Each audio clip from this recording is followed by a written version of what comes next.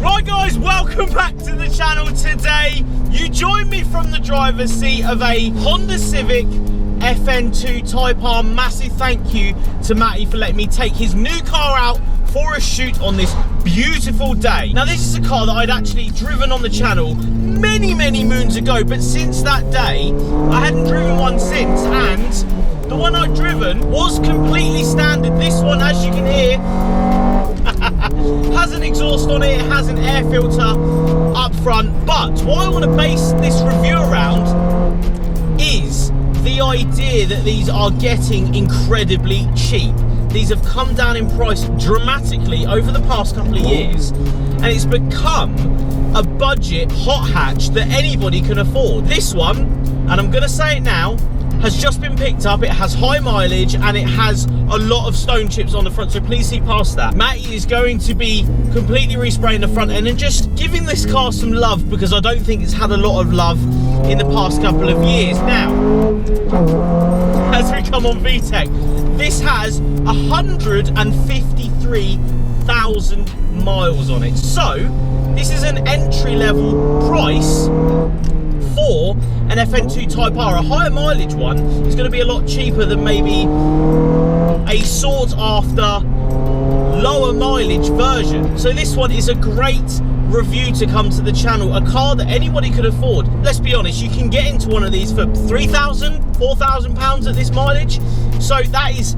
achievable price tag for anybody. So what do you get for your £3,000 to £4,000? Yes, it has 150,000 miles on it, but I genuinely think that if these are looked after, like this one has, I think, mechanically been looked after, it will go forever. It doesn't feel like it's done that mileage. If I'm honest, it feels like it's done sub 100,000. It's no creaks, bangs, rattles. The engine is strong, pulls very well.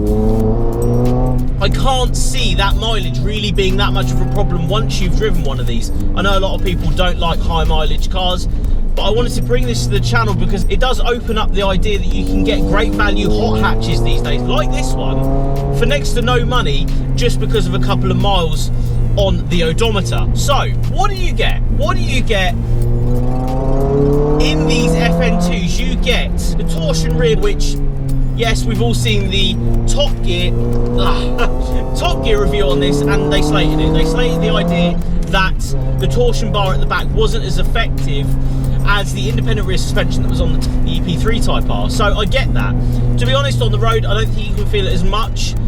I can feel a little bit more wiggle, a little bit more unstiff in the front end, but that's just how these are. You won't feel it though if you're just buying an FN2. If you've never driven any other hot hatch locker rocket round a, B road and that, or you're literally going from an EP3 to this, you won't really notice the difference. So on road and as an ownership sort of experience, I don't think you really will realise that the torsion bar is there. The power is only 1 brake horsepower, as we all know, from the factory, more than the EP3. This caused a lot of controversy when this car came out, because I think a lot of people were expecting more.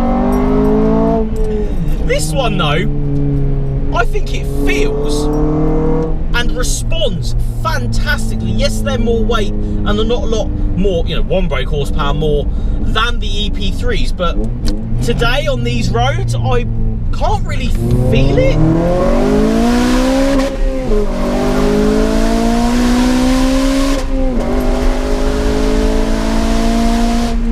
Feel a lot more going on because of the induction kit and the exhaust system on this. Inside, you do get a lot of kit for your money though. Again, these are mega cheap these days. Even a lowish 60k mileage one, you'll get for around £5,000 to £6,000, which is good value for money, considering you have cruise control, you have climate control, you have many screens in front of you. This digital gauge in front that has the speedo above the steering wheel, which I absolutely love, so you can glance at that literally from the road to that and glance very quickly down to see what speed you're doing. You also have your digital climate control, which is just up here on your left screen. Very thought out in here. A lot of money has been spent on screens, but that's a very Honda thing. They like screens and they like red dials. You can also adjust the climate, so cold or hot, from the passenger door card.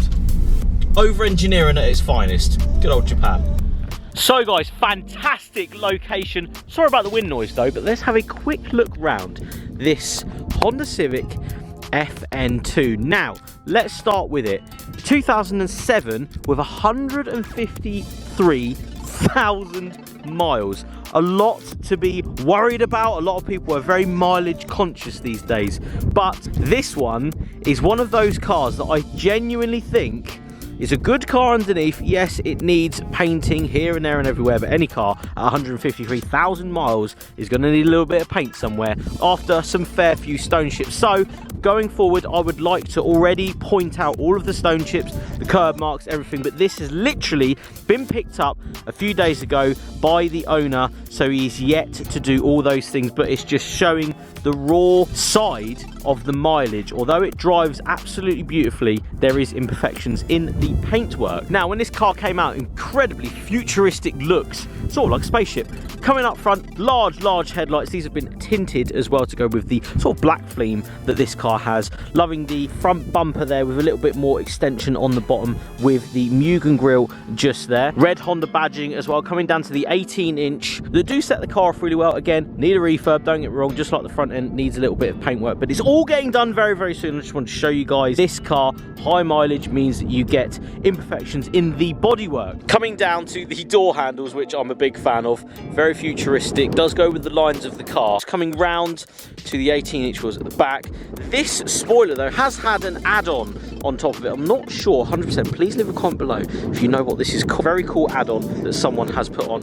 Also, you can just about see the actual metallic in this black. It is black, but it's got a slight goldy brown to it, as you guys can just see in this video. It does show up a lot of age-related marks though, so that's just one of those things. If you are going to buy one of these, buy a black one, because you'll very clearly see any imperfections on the bodywork. Coming around, it does have a decap with a standard exhaust system coming out of the back of the car through these triangular exhausts, which again, I love the old idea of triangles in this thing, swooping lines and all that. Red Honda badge again, repping FYD just up there. What a legend. These are actually free in every order that you get from the FYDapparel.com website. Coming round to the back, it is in good condition. There's just light imperfections that maybe some people that like their newer cars or like their mint cars will see straight away and think it's absolutely terrible.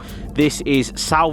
Coming inside with these funky door handles, we have these fantastic bucket seats, very thick as well. Look at this. Probably one of my favorite features of the car is these seats. Very comfortable, again supportive, nice and broad as well, so you can get larger people in there. Steering wheel just there, slightly dished as well, and I like that although it's not as close as the EP3, the gear stick is still higher and a lot more central to where your driving position is, so you can still grab a gear very quickly and go straight up to the steering wheel. You also have all of the dials up here, so you have, as I've already talked about, the climate control dial up here, you have the speedo up there, and your rev counter with various other things down there. Another thing to point out, all of your aircon and stuff is faced towards the driver, so you have all of the controls, just their heated mirrors and all that sort of good stuff. But if we come to here, a lot of people that may not have seen these cars before, there is a temperature knob on the passenger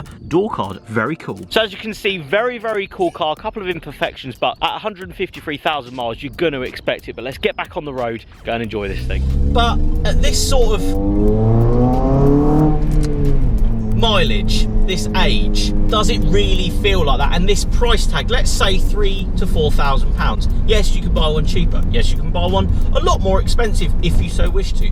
But I think that's a good price to put on this one, considering the mileage. And I think it doesn't drive, as we put it into fourth, like it's got that mileage on it. It doesn't seem like a budget value hot hatch. It feels a lot more expensive, a lot more refined than it actually is. I think this is incredibly refined, considering what I thought I was jumping into today was a bit more of a rattly old Honda. It doesn't seem that way. And don't get me wrong, every single car with different mileage on it is going to react in a different way, whether it's been maintained or not. But I do have this feeling this car has been maintained meticulously underneath, because it just drives really nicely. It's not far away from the low mileage, more expensive one that I drove many years ago. But then you come, bit of heel and toe down here, third gear. It does turn in. very, very well. But I was so glad I was able to pick this one up today with the mileage on it to show you guys that there is bargains to be had out there in the market. These cars are getting so cheap. And if you go and drive one, I'm not saying everyone that has high mileage is going to be good. Most of them have been ragged, let's be honest. Most of them have had a neglected life.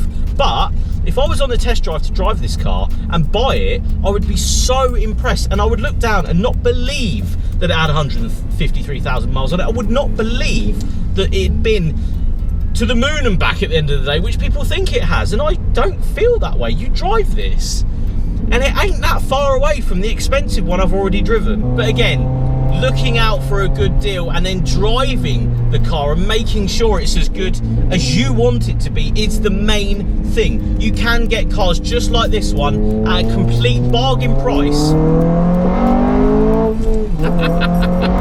There's a smile on your face. Price reflectant, mileage reflectant, absolute bargain. Absolute bargain car. Yes, you can buy an EP3 for the same money, but if you like the FN2 shape, it does look very contemporary. Inside, it's very contemporary. And you can have all this if you're not willing to buy an EP3, if you want a newer Honda, but you don't want to splurge out the 10, 15, 20,000 pounds for the newer shape. This is an absolute hero bargain. What a great budget car to buy for anybody. You can still get your kids in the back. It's got a big boot. It's retaining 24 mpg on this shoot, and I've been enjoying myself. So I think it's an absolute bargain hot hatch. More people should have them. So I'd like to thank you all for watching. Make sure you like and subscribe. Tell me below what you think of this car. Is it a budget friendly hot hatch that anybody can get into? Is it a good idea? Do they have problems? Let me know in the comments below.